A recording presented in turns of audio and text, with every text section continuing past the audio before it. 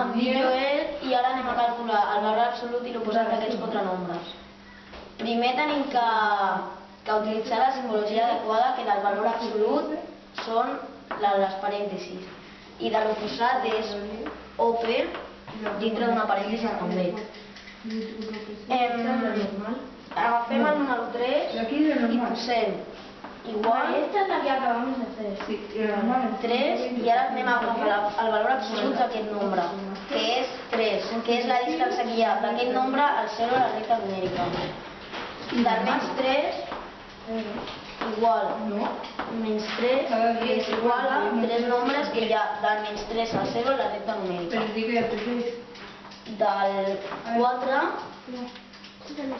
igual, entre parèntesis, el 4 i posem 4, que és el que hi ha d'aquest nombre al 0 a la recta numèrica. I al 100 el mateix. Posem igual, entre parèntesis, igual a 100. I ara anem a calcular el valor oposat, que és aquesta simbologia que, per exemple, agafem el 3 i igual a l'oposat del més 3 és igual al menys 3. L'oposat del menys 3 és igual al més 3.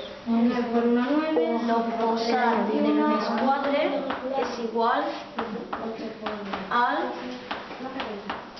menys 4 i l'oposat del més 100 és igual a menys 100.